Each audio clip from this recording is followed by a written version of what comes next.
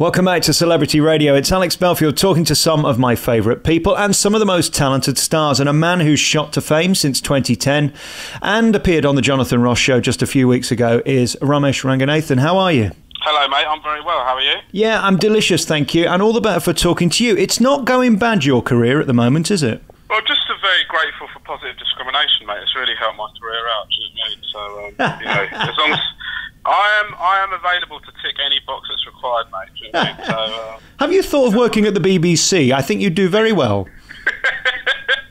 You'll be director of the Trust by lunchtime, won't you? Well, I'm Asian with a lazy eye, so I feel like it's sort of...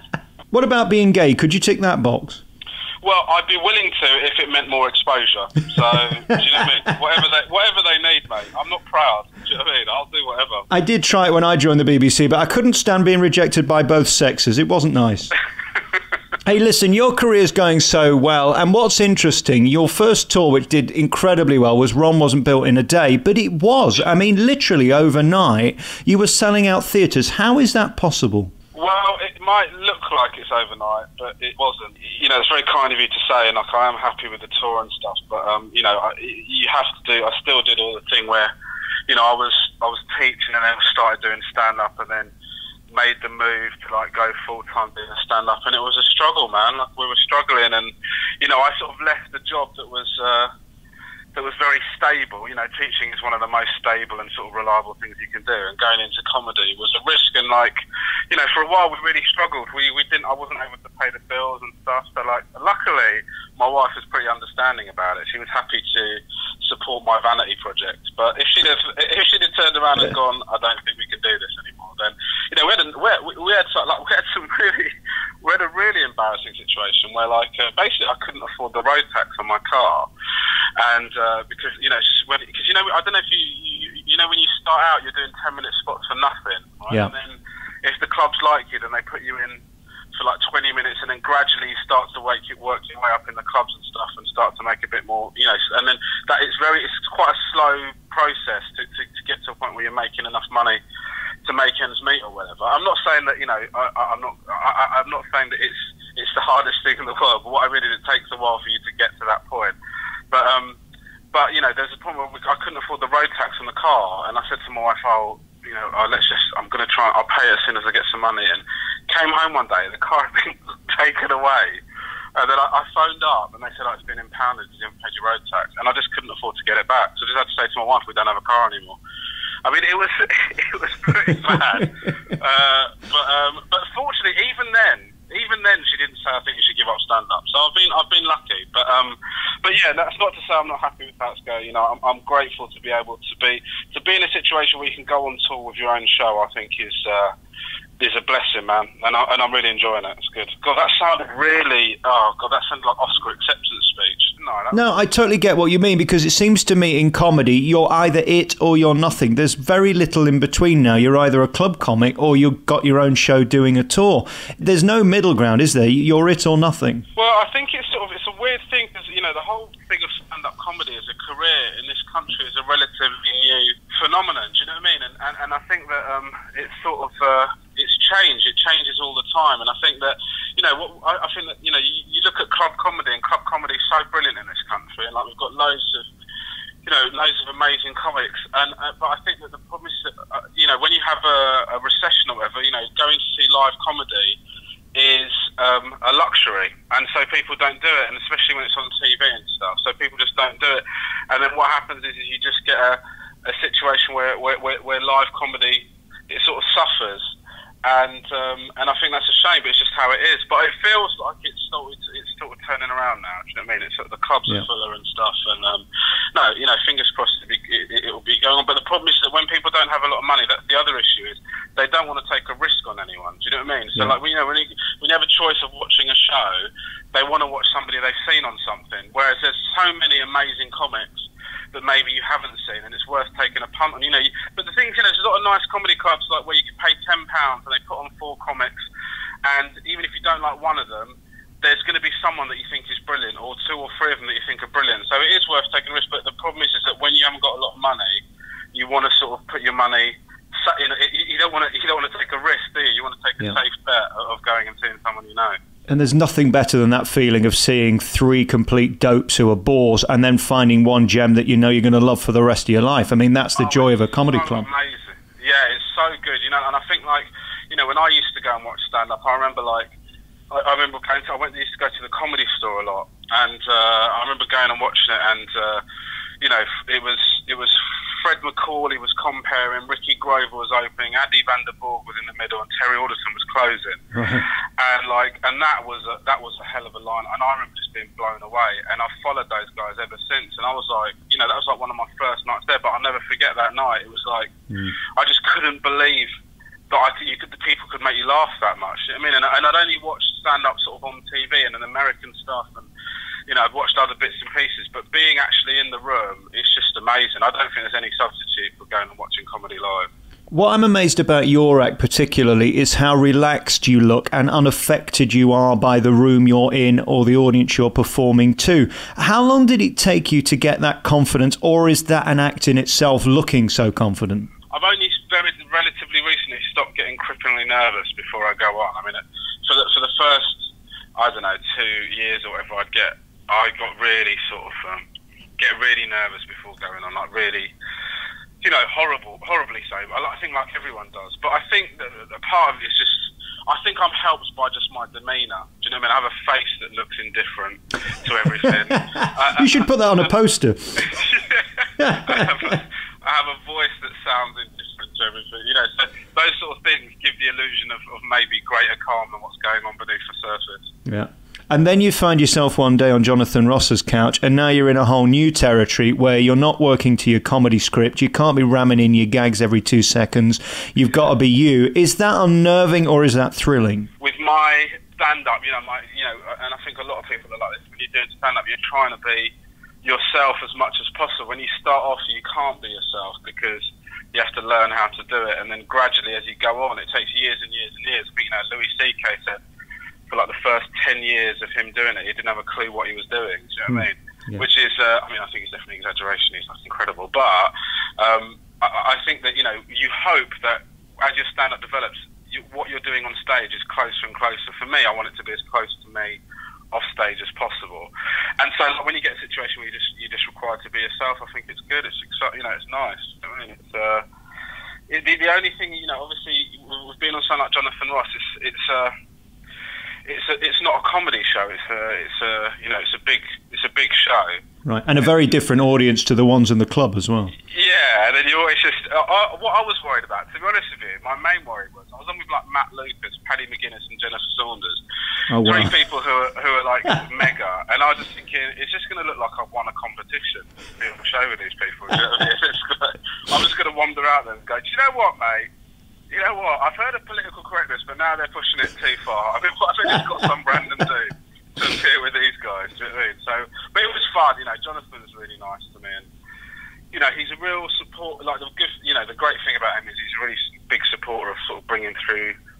You know, he loves comedy and he likes bringing through new comedians. Yeah. So, you know, that's the reason I was lucky enough to be asked to do the show, and I'm very grateful to him for it. And of course, that's a legacy of those great chat shows in America, that they started off so many comedians like you. Is it odd, though, when somebody like Ross knows who you are before you introduce yourself? That's got to be a bit strange. It's mind-blowing. You know, it's mental, you know, and it's really, I've never, you know, it's just, you don't realise it, you know, and sometimes it's a bit surreal, you know, you sort of think, there's lots of surreal moments. It's like, you know, I watched like Mock the Week and Live at the Apollo, and like, I was a massive fan of those shows, and then when you end up going and doing them, you do have to sort of think, yeah, we sort of have to stop thinking about how bonkers it is, because if you do, you get so nervous that you can't do it. Do you know what I mean? But yeah. It is, you know, if somebody like Jonathan Ross knows who you are, it's weird.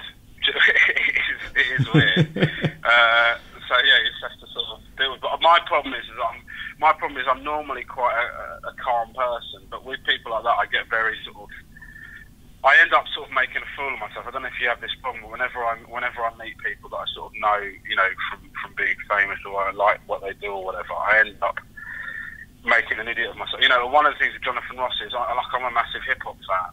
Right. And like, you know, when he had his show years ago, he was a massive supporter of hip hop, and he was like, I think he was like, he put on Public Enemy on his show years ago, and I remember being blown away by the fact that he would have Public Enemy on like a mainstream entertainment show, and I remember thinking, it's incredible. The way I just told you that was a lot more eloquent than the way I described it to him when I said it. I just think it's so incredible. When you put Public Enemy, it's so amazing. I just so great. Thank you. Oh my God, it's so good. Awful. Listen, I once had it. I was in a spa with Sue Pollard. I'm not even going to go into what happened. It can be very embarrassing when you meet your heroes. Oh, of course, yeah, totally. What are the rules about your comedy with the current Miss Ranganathan now? Are you allowed to give to a certain percentage, or are there rules about what you can or can't talk about? For me personally, I'll talk about anything really. Like, I mean, sometimes, to be honest with you, I sometimes worry that I give away too. You know, for example, I mean, it's everything I say is true. You know, it all comes from truth or whatever. So it is all real, and I don't normally think there's nothing that I wouldn't talk about. I don't think. I do have certain things. You know, like there's certain things if I don't talk about something because I don't find it interesting, I wouldn't want to talk about it. Just not because of a self-censorship thing, just because I don't find it interesting to talk about that. But I remember doing this bit about like my brother's wife's baby had like a bit of a cone head when he was born.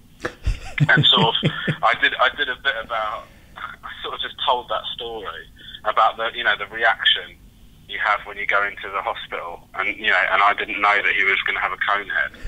And I remember like sort of just coming up with that bit, and I went to do some new material night. My brother and his wife were there, and I did that bit. And then I just realised I've just gone up on stage. I didn't even check with them beforehand. Just gone up on stage and just shared this story about their beloved child. Like, thankfully, they were right about it. Really, they sort of. My family and friends have sort of accepted that anything that happens could be thrown up on stage, so they're pretty good about it.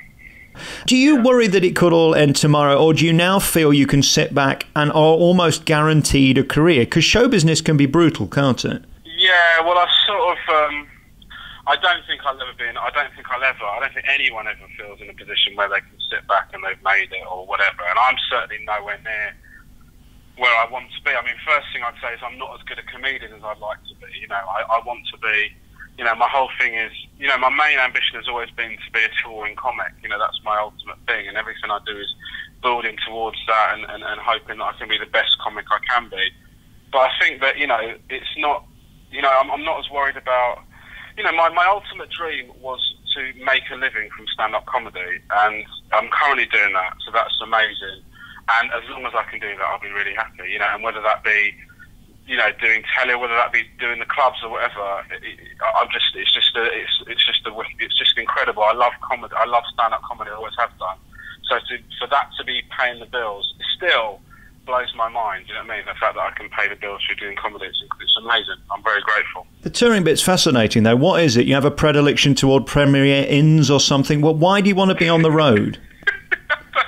I don't know. There's something about going and doing a show and having a really nice time, and then contrasting that with the bleakness of sitting in a travel lodge on your own. By yourself. There's something so addictive about that, isn't it?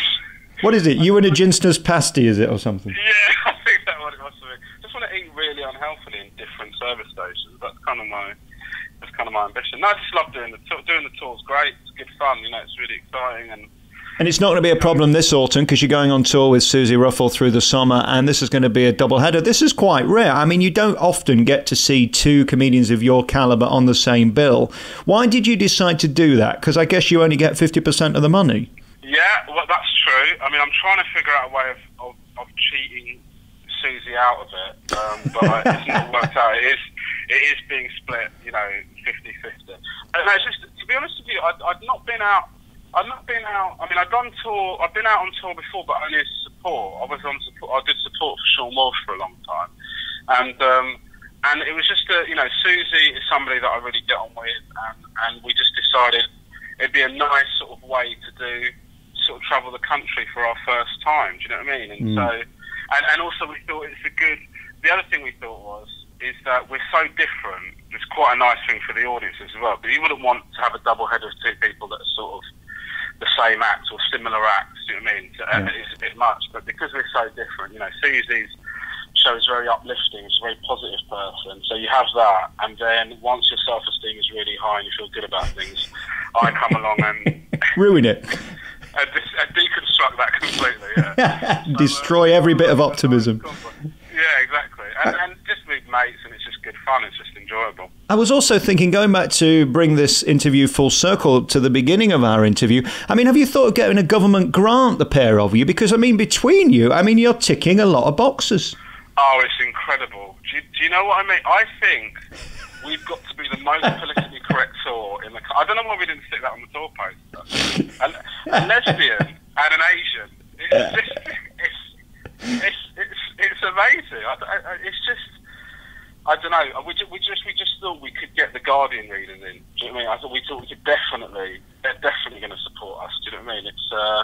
it hadn't occurred to us. And when we put it together, we were like, this is amazing, man.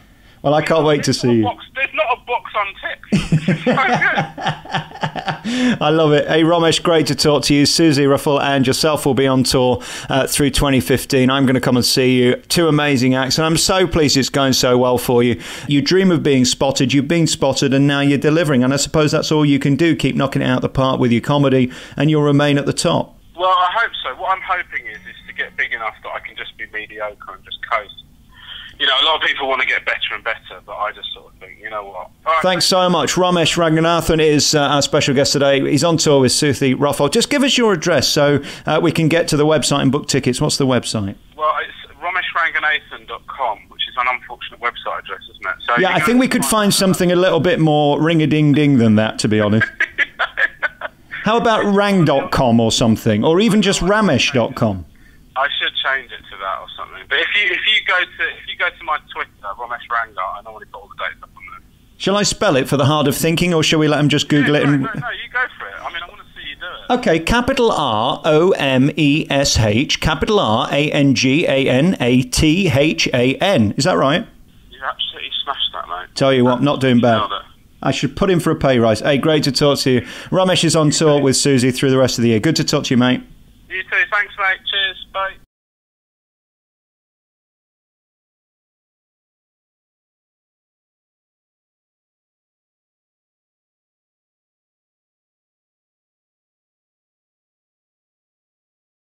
Welcome back to Celebrity Radio. It's Alex Belfield talking to some of my favourite people and some of the country's rising and biggest stars. One of my favourite comedians at the moment is Suzi Ruffell, who has an optimism about her I wish I had. How are you, Suzi? I'm very well, thank you. How are you? Yes, I'm delicious, thank you. And it's great to talk to you because your act is one of sort of life is good. My life is one of, ugh, really? Is it me? Yeah, I'm pretty upbeat most of the time. I mean, don't get me wrong, a lot of things annoy me. But I try to be as upbeat as possible because I think, you know, some of the time when people come to comedy, I think if I just stood there moaning on stage, I'm not sure that they'd like it. Well, Romesh says he does that. He doesn't mind doing it. Well, that's why it's so good that Romesh and I are on tour together, because I'm so upbeat and then he's miserable, but hilarious. So it sort of works. I think if both of us were, well, I suppose if both of us were one way or the other, it would be too much of one thing. So I think that's why the tour's going so well, because we seem to complement each other quite nicely. We should say that for the last few months and coming up this year, Romesh Ranganathan and Suzi Ruffell will be on tour together. And as he says, you're ticking many boxes, and this is great if you want a government grant. Yes, yeah, we're hoping for an Arts Council grant at some point. I'm gay, Romesh is Asian. I mean, it seems like we're trying to piss off UKIP, if I'm honest. But just sort of doing a small tour of the country just to sort of make sure that everyone knows, hey guys, we're different, but we're cool. Don't you think it's fantastic in 2015 we can make these jokes? Because I think only 5 or 10 years ago, the sort of left-footing Guardian types would be already complaining to points of view saying you shouldn't be joking about such things, let alone putting on this type of show. We have moved on, haven't we? Yeah, I think so. I joke about it every time Romesh and I are gigging together. You know, this is, there'll be a collection at the end for, comics that are different, or it's just. I think it's important to joke. I think it's important to joke about anything. I think for me, there's nothing that's off the table really. Some things that are really dark, obviously, you wouldn't want to talk about. But I think that's one of the great things about comedy is being able to shine sort of a humorous light on sometimes difficult subjects. Yeah. How difficult is it going from the lady that's opening for some of the biggest comedians in the world, like Alan Carr and Josh Widdicombe and Kevin Bridges, to then being the lady who's opening for herself because it's your show? Well, it's very exciting. exciting. It was very scary to begin with. It's like I was quite nervous. So I've done a lot of tour support, which I really enjoy doing. And Kevin, Alan, and Josh are all just the nicest people. They're just lovely, and I had an absolute ball touring with them. And now, going out on my own, it's really nice that Rom and I are doing the tour together, because we're really good mates, and it's nice to have someone sort of backstage with you before you go on, and sort of get. Well, Rom doesn't get that excited, but I get quite excited, and Rom just sort of looks at me like I'm a small child. But yeah, it's been really, really fun. I was going into it sort of going, God, I hope it all works out, and I'll just go and do my best, and I've just been so delighted with all of the crowds. Have been fantastic, and a lot of people are coming, and they might not have heard of me. They will have heard of Romesh, because his telly profile is sort of getting bigger and bigger at the moment. But the audiences have just been wonderful. I think it's been really great to sort of see his kind of fan base, and hopefully some of them will at some point become a fan of mine. So it's been amazing. I was hoping that it would be really good fun, and it's just exceeded all of my expectations, to be honest. I think you've every right to be. I've seen you on various programs and on radio shows, and I tell you what it is about you. You have something you can't buy, which is warmth, and the people like you the second you walk on. I wonder that's why you're so successful working with the likes of Alan Carr, because let's face it, when we go to see him, we're not really wanting to see you. It's a difficult job, isn't it, opening for those mega stars of comedy? Yeah, it can be. Well, thank you for saying such kind things. Yeah, it can be. It can be a hard thing to do. The audience kind of a lot.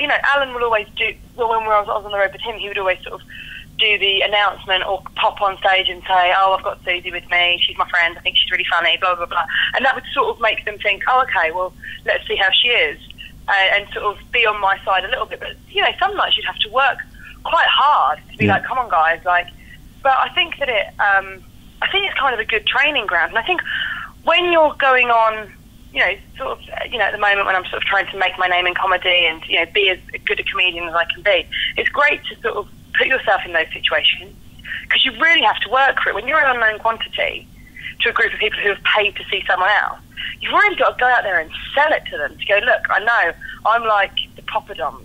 I'm sort of free, and I know that you're all looking forward to your tikka masala, but the chef's still making it, and the tikka masala is in the building, but I'm just sort of the mango chutney and your poppadoms for the time being, and that's sort of what it's like. And I think as long as you're you go on there, you do the trick, but you don't want people to go, "Oh God, I had too many of them poppadoms, it really ruined my meal." So it's, you've still got to go in there, get the job done, make them laugh, warm them up, and then get off stage so they can see who they've come for. You see, I'm from the north, so I don't really get your analogy, but I suppose you like the sweet corn in the bag of KFC, aren't you, really? I've got to eat it because it's the only good bit for you, but, you don't want to have too much of it. Exactly. No, exactly. You're singing from the same song sheet. What's your life like? I mean, I just spoke to Romesh, and he was telling me stories of how he had his car taken away because he couldn't make enough money. You're at a point now that you're touring your own show, so that's great. You've got people paying to see you. Was it tough at some points, or have you had a relatively blessed career? Oh no, not at all. It still is tough occasionally, because I'm so bad at money management. I'm one of those stupid people. For the first half of the month, I live like I'm P. Diddy. I'm walking around, buying stuff, going into the top, getting clothes, buying champagne. Second half of the month, I live like I'm Fagin from Oliver. I'm completely broke. I've got a team of small East London urchins running around stealing for me. No, it's up and down. At the moment, I'm sort of, it's easier than it's ever been, I guess. But it's oh God, yeah, I had years of doing dreadful jobs. I worked in a PR firm for years. I was terrible at so bad at my job, so bad at being a PA. I did that for years. I was a childminder for years. I used to childmind all day and then go to a gig in the evening. I remember working as a PA and having to drive to Liverpool after work, go and do a 10-minute spot for no money, because there's no money when you start. Yeah. And then getting back in the car, getting in at 3, and then being at work for 8 the next morning. I did that for probably 2 years, 3 years, when I was first sort of having a go at stand-up and trying to get promoters to see me and trying to get as enough stage time as possible. And in many respects, that time hasn't really gone for me just yet. It's getting easier, and I play all the clubs now, but it's a weird job where you go, there's no pension in this, there's no backup. If I'm ill for a week, I just don't get paid for a week. And it's, you know, it can be very sort of up and down like that. But no, I wouldn't say it's chance. I think if you ask my dad, he'd say it wouldn't say it's chance, because there have been occasions, you know, when certainly in the last sort of 5 years, when his late 20s daughter had to ring him and go, mate, this is really embarrassing, but I ain't got no rent. Can you help? and that happens. But I think that's like, I love comedy and I love being a stand-up, and it's my dream for it all to work out. And so I think, you know, you go through those phases when you're completely broke, or I remember having to take sandwiches in the cars to my gigs so that I wouldn't have to stop and buy a sandwich, and you know, stuff like that, and like taking food with you, but you know, that buzz that you get on stage, you forget about it instantly. You go, oh, it doesn't matter. Having said that, I just turned 35 in January, and I thought to myself, Christ, I've got another 30 years at this. I'm not even halfway through. I know. It's certainly a marathon, not a sprint. And then you stand there and they don't get a laugh like you were expecting, or the crowd are a bit sort of Tuesday night bored and pissed off, and you've still got to carry on. How demoralising is that? How do you get over that? Because that's the thing I would find the most difficult to deal with. It's really hard. I think to begin with, when you first start out, it's like, oh my God, I'm going to have to give up. I'm terrible. I hate myself. I hate my life. But then you sort of get used to it. The most liberating thing that I think I've realised in being a comic is that it's about opinion, and there's sort of something liberating when you go, I'm not for everyone. Right. And that's okay.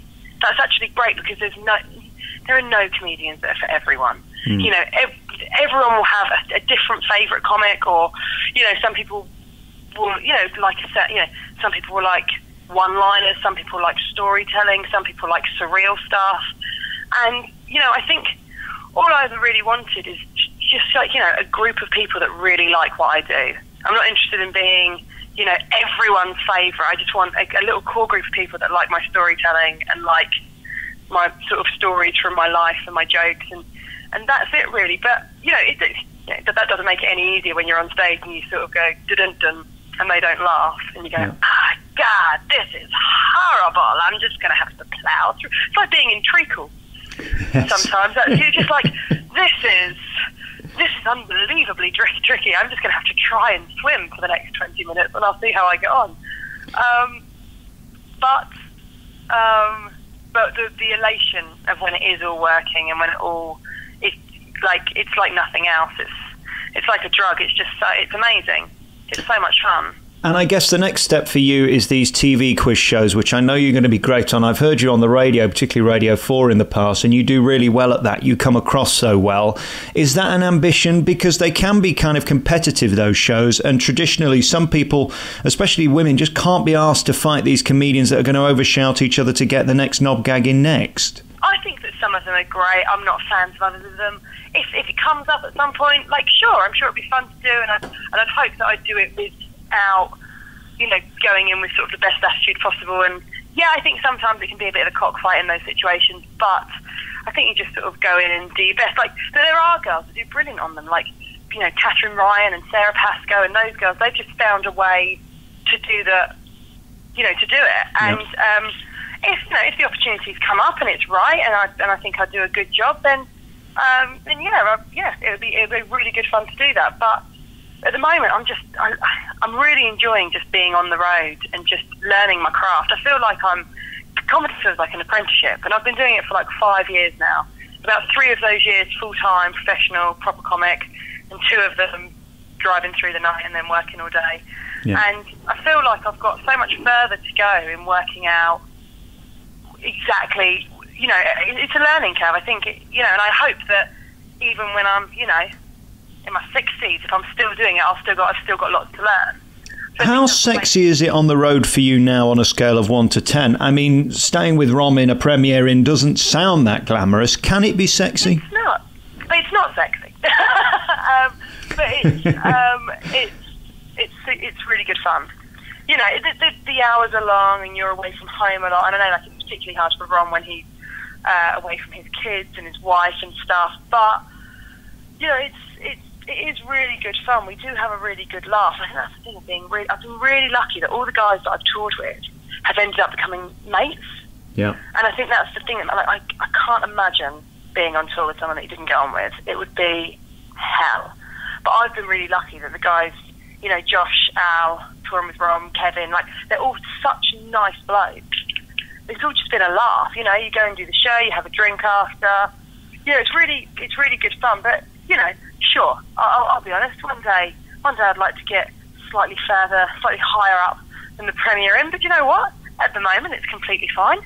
You can't moan. I think you're doing fine as you are. Stop putting yourself down. Great to talk to you. Let's give your website. What's your website for people who want to find tickets and more information? www.suziruffell.co.uk. The tour runs, I think that we've got about 6 weeks left of it. We're going all over the country, Leeds, Edinburgh, Hull and York next week.